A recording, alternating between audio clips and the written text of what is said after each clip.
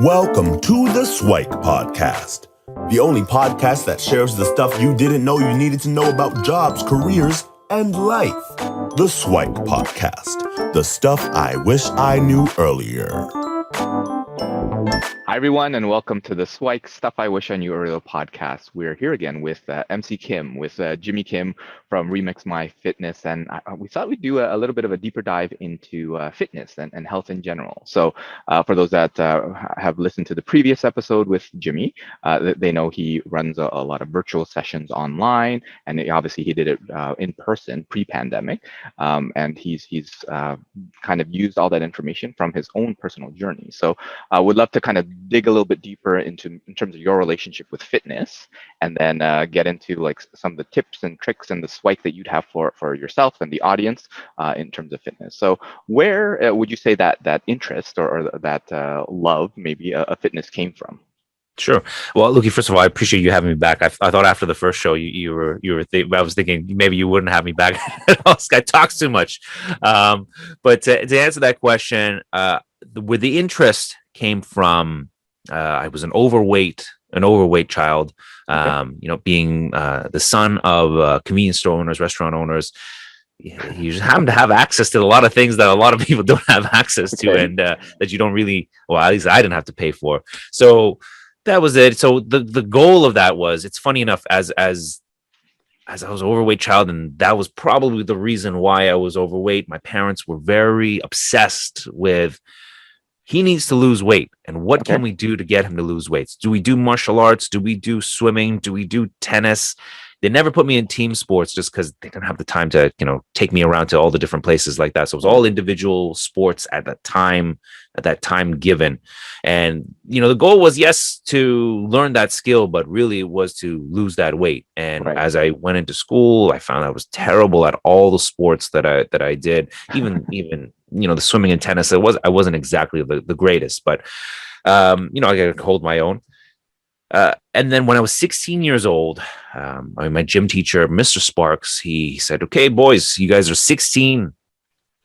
Time to open up the weight room." Got the key, unlocked the door, this grungy, like dungeony looking thing. And I thought, whoa, this is my jam right here. Like, wow. I don't know what it was. It spoke to me. And of course, having access to things, I had a lot of access to magazines, so like a lot of like, bodybuilding magazines, muscle and fitness magazines, immersed in it.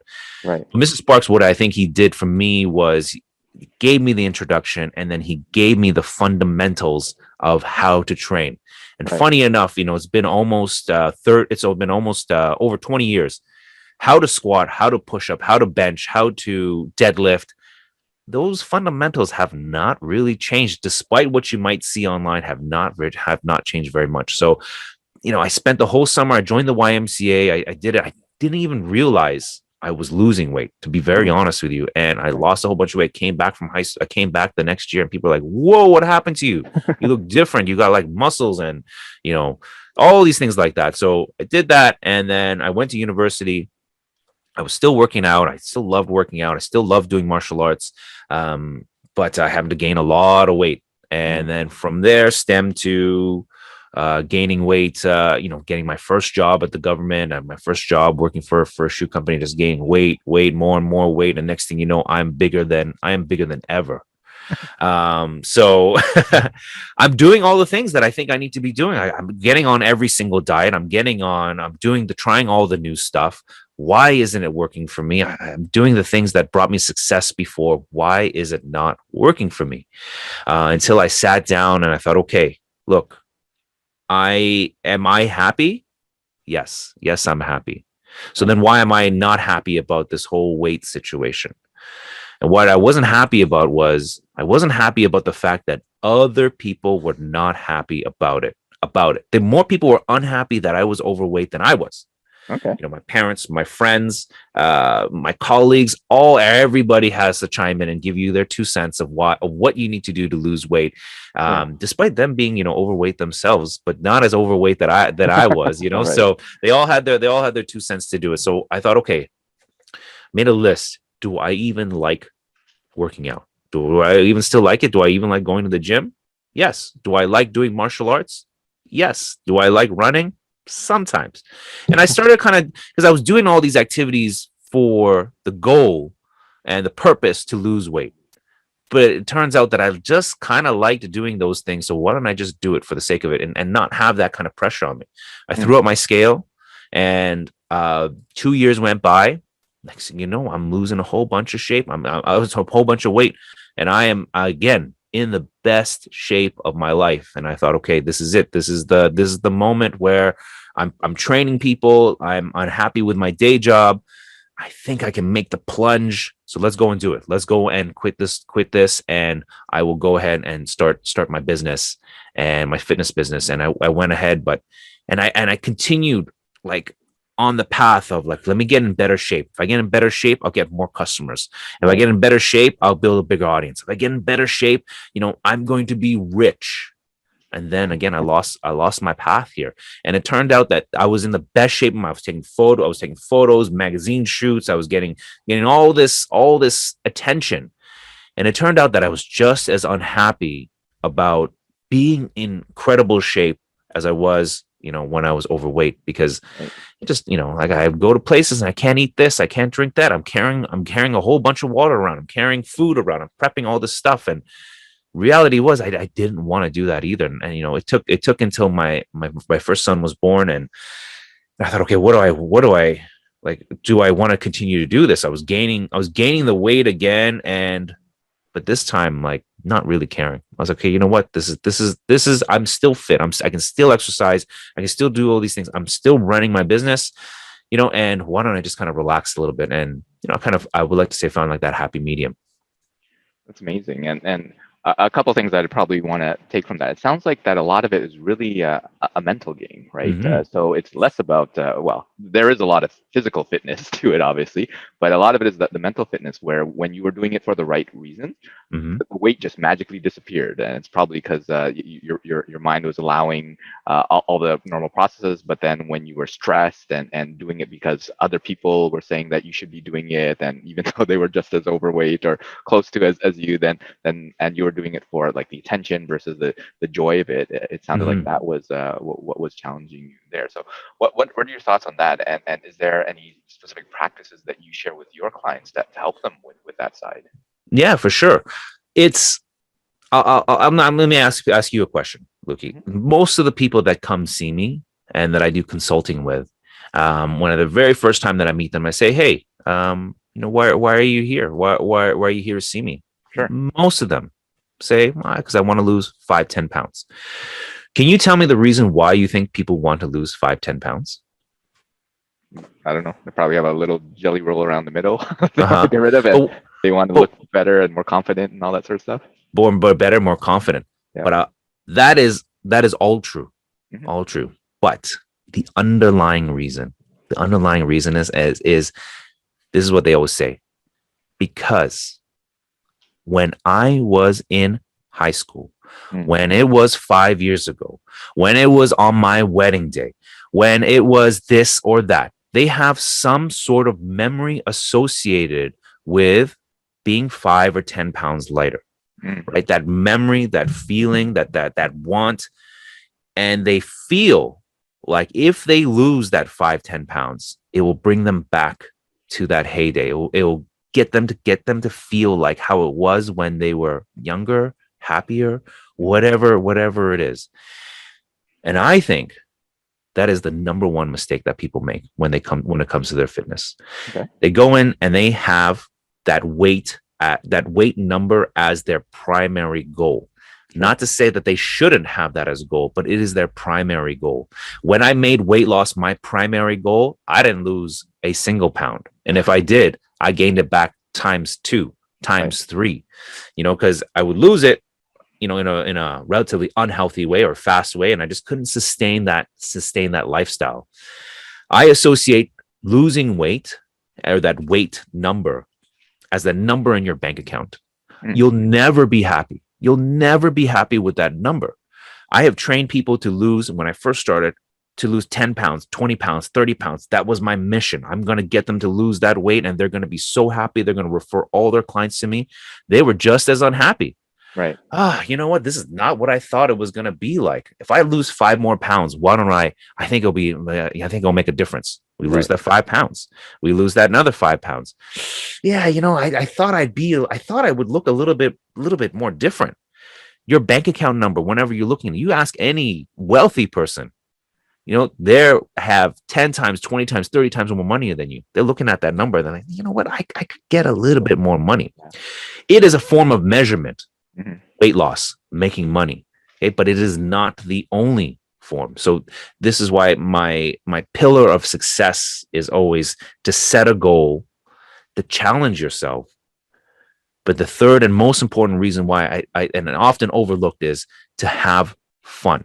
To have fun in fitness, because I think when people go out and they start their workout regime, usually we'll say weight loss, right, or weight gain. Those are usually the two big ones. The third one being for health reasons, right? They have a family history of this or that. They want to go and do it. They go in with that frame in mind. So what do? They join a gym. They join a class, they join yoga, they try a new diet, a fast, whatever it may be for that singular purpose. But while they're doing that, why do people fall off? Why do people stop going to the gym? Why do people stop running on the treadmill? Why do they stop these things? Because they don't find it enjoyable. So that tells you that your goal, if you've been struggling to lose weight, gain weight, get healthy, or just start moving around, and you stop after a few weeks, okay, or a couple days, you don't go back and you try it again, or again and again and again. Okay. Or at least by the third or fourth time, you got to tell yourself, like, look, this is not for me. Right. And I group exercise. I group movement this is the definition. Anything that gets your heart pumping, your lungs working, your blood flowing. Okay. That is exercise. Right. It's not just on the treadmill. It's not just pumping weights. It's you taking a walk, right? You playing with your kids in the park, right? Or you running, or it doesn't have to be every day. It could be even basketball. For me at this moment in time, when I meet somebody and they consult with me and they say, I want to lose weight, I want to gain weight. Sure, that goes into my mind. But as they are telling me their story, I'm thinking, how can I find their aha moment in fitness? How can I get them to say to me, Jimmy, was that exercise? Did we just exercise right now? Because that didn't feel like exercise, because that's what exercise feels like to me. It doesn't feel like exercise. Sure, it's hard. Sometimes I don't want to do it. But at the end of the day, I have so much fun, and I'm so glad that I did it. You should see, like, people always ask me, what is my current exercise regimen now? I do all kinds of stuff throughout the week. And that's amazing. I think that is one of those keys where if you are enjoying it, then you'll more likely to repeat it, and it'll be more sustainable, because that's the goal. Because you can work out whatever 3 times a week for 60 minutes a week, and I think someone had told me, well, if you do that, you're really only 4% more active than anybody else, right? Because it's not much. But let's say you're walking like 10 times a day, right? Short walks up and down the stairs, or doing some squats between Zoom meetings, or whatever it is. Those types of things, even though it's 3 minutes at a time, but times 10, times 20, times whatever, it's adding so much more activity, so much more movement in their day. And someone wrote a book, I think it was in regards to movement, or nutritious movement, and they kind of said, you know what, any nutritious movement is kind of the stuff that you actually do, right? The best exercise are the ones that you do, right? and the other ones are the ones that are just on YouTube or whatever, right? So I think that's great advice for folks to really find that thing that kind of lights you up, whatever gets you moving. And there is this obsession on weight, right? Because people want to do that. But I've had conversations. So myself, even though I'm more on the career focus, like, health is super important in order for your career and your life to be successful. So I've undertaken my own kind of health transformation as well, and gone into some of the research. And a lot of people don't realize that muscle weighs more than fat, right? So actually, sometimes you gain weight before you lose weight, right? But that muscle is that weight, the fat burning machine. And once you have a lot of that, then it's sustainable, right? So and the good thing about muscles also is more compact than fat, right? So you might actually weigh more, but you look slimmer because of all those things. So just a couple things that even though you used to be there when you were 18 or 22, and hopefully you can kind of confirm or deny and have a different opinion based on what I've heard. But this is kind of some of the stuff that has been helpful for me. And really, from that, I took a lot of it is that mental game and getting whatever movement that you can into your day is going to be super helpful. Mhm. I think for your listeners, and I know you have like a younger base listener. I remember what it was like to be, at least I think I remember what it was like to be when I was like 18, 19, 20. I remember being overweight and just like thinking like, okay, I gotta do something. There wasn't that much. The biggest social platform for us back then was Facebook, right? Facebook Sure. was the thing. There was no mobile apps or anything like that. But on Facebook, people were still posting pictures of their workouts, of their bodies, and things like, okay, I want to do that. I was looking at magazines. I'm like, man, I want that. What people also don't realize is the amount of work that goes into that one photo, that one movie. I always like to use Hugh Jackman as an example. He played the character Wolverine on all those X-Men movies and things like that. He has admitted to passing out because he was so dehydrated just for a 10-second movie scene where he is shirtless, right? He has dieted so much. I have interviewed Olympian bodybuilding Olympian athletes. I have bikini fitness models. They will all tell you that on stage they look the best that they have ever looked in their entire life. But internally they feel the worst that they have ever felt in their entire life, right? And kind of using them as another example, I'm not trying to say don't go to the gym, don't join a fitness membership, Of course. because those people who work out and who sculpt their bodies, why do they do that? Why do they go to the gym, for 4 hours, 5 hours in a day? Why do they split it up in the morning, the night? They're training at 12 o'clock. Why do they do those things? Because they love it. They find it fun to do, right? It is something that's in them that they need to go out and they just go out and do. People who wake up at 5 a.m. to go out for runs, why do they do that? Because they like it. And my biggest message to the people that are listening is, don't be afraid to go out and try something. Sure. Right. And try something, and you don't have to be the best at it. You don't have to be the most consistent at it, but just going out there and trying something different. And if I can kind of quote my own business line here, remixing your fitness and just trying it out. You don't have to be married to that activity. You go, you try, and you're like, okay, you know what? This is great. I view my personal fitness. I like doing all kinds of things. I teach fitness and the fundamentals of exercise throughout the day. So I have built, what's it called? I can't, I'm getting a brain fog here, but my body's adapted so much to that type of movement. It's hard for me to get my heart rate up to a certain point. Okay. So I need to do other things. So during the pandemic, for the last 18 months, one of the things that I did beforehand a lot was I used to go to various different gyms, strong people gyms, these old school, like where people wear handlebar mustaches and socks gyms, putting horseshoes and things like that. I go and do various martial arts. I do jujitsu is my favorite pastime, but I'll do Muay Thai, I do wrestling, I'll do judo. And I'll break up my entire week to do these things. But now I couldn't do that. And even for myself, I noticed, okay, I'm gaining a little bit of weight here, a little extra. Let me go and let me work out. Let me do my own workout after I work out, throughout the day. It was like pulling teeth. I can't do it. It was driving me insane. I was like, I got to do more squats after I've squatted 4 or 5 times. I've taught four or five different classes. I've got to like lift more when I've just talked about it on my podcast or on other podcasts and things like that. It didn't excite me. So I thought, okay, you know what? Why don't I start running? So I started running, and I realized I hated it. I hated running. I was like, okay, you know what? Running's not going to work out for me. What are some other activities that I could do? And I tried fiddling around with it as many times as I could, and nothing. I had found no real answer until I started running again.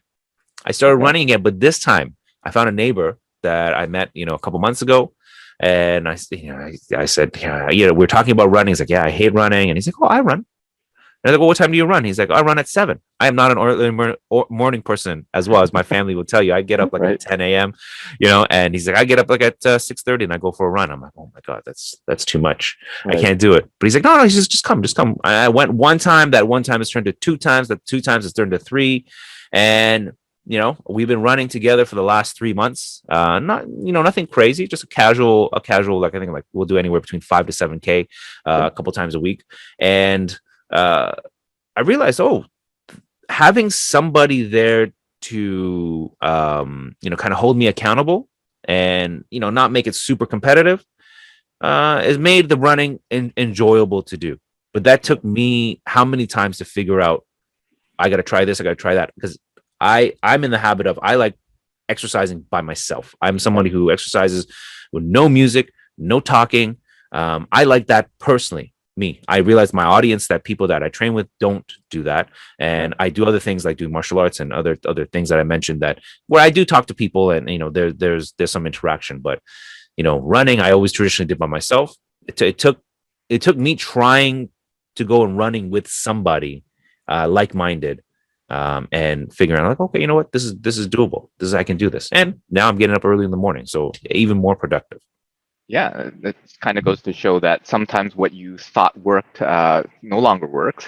What you thought wouldn't work can work. So going back to your kind of remix your fitness, like, well, go try it. An old song that you didn't think worked, grab that one and see how it fits into your life nowadays. And yeah, I wanted to spend a little bit of time talking about nutrition because, well, with fitness, there's the exercise component, but I think there's an expression like you can't outwork out your mouth, right? In the sense that if you're taking and living in a convenience store or above a convenience store, you're taking all of that stuff, then all the exercise regimens and all that sort of stuff probably won't do you as much good. So if you can talk a little bit briefly about what are some of the kind of the pillars or the top 1 or 2 things that you would share for folks on nutrition, because that is a key element that no matter how much exercise you do, if you're not taking care of the food that comes in, then the rest will be so much more challenging.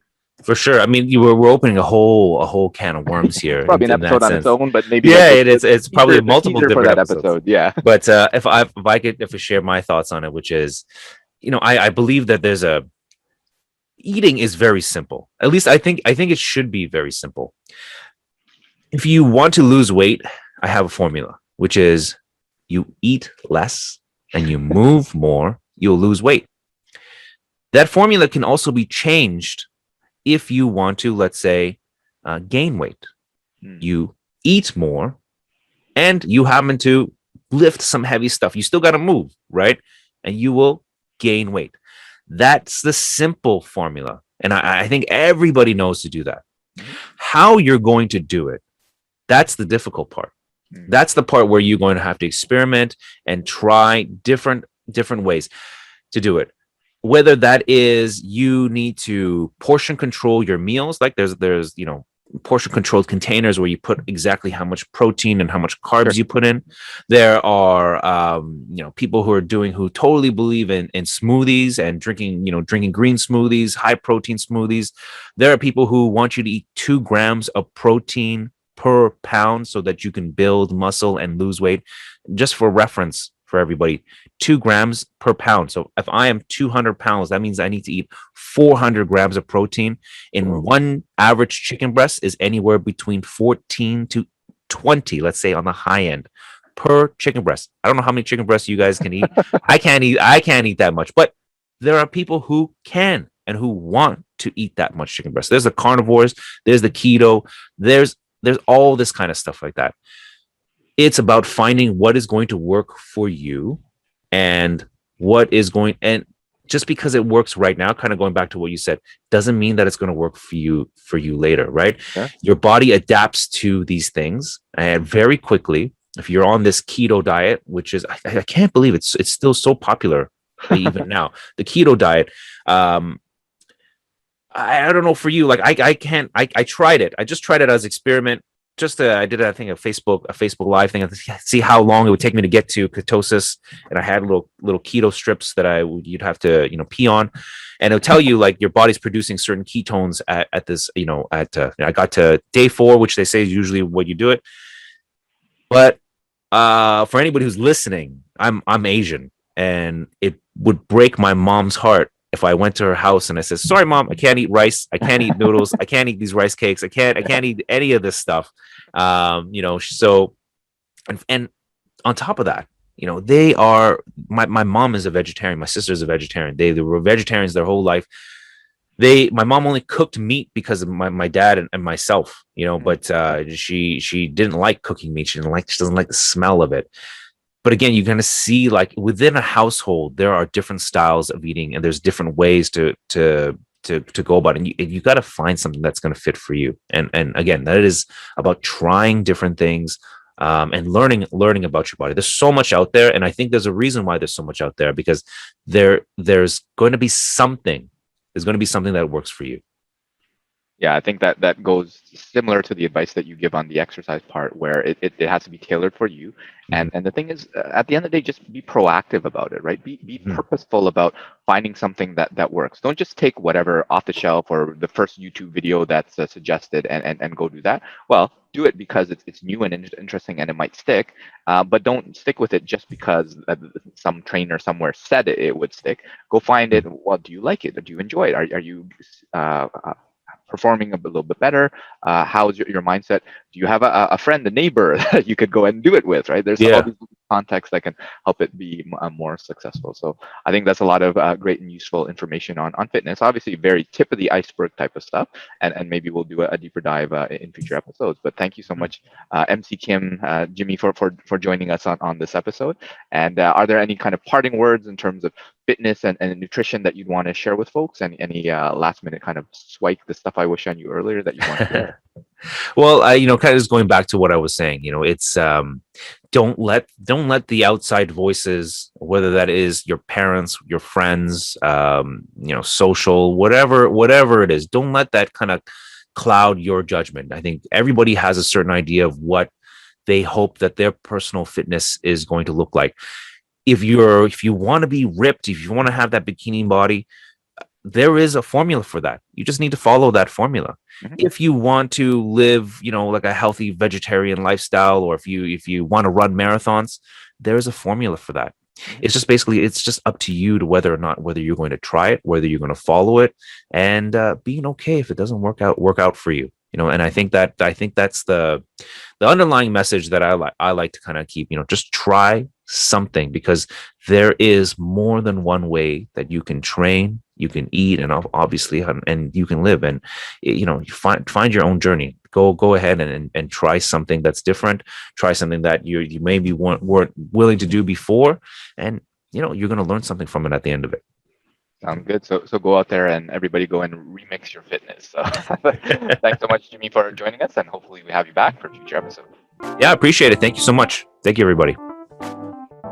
Thanks for joining us on the SWIKE, Stuff I Wish I Knew Earlier, the podcast. If you like the podcast, please subscribe on iTunes, Stitcher, or wherever you found this podcast. And if you can give us a review, that would be very appreciated. Feel free to contact me on LinkedIn at Luki Danu, LUKIDANU, and the same on most social media platforms. And I look forward to hearing from you. Thanks. Bye.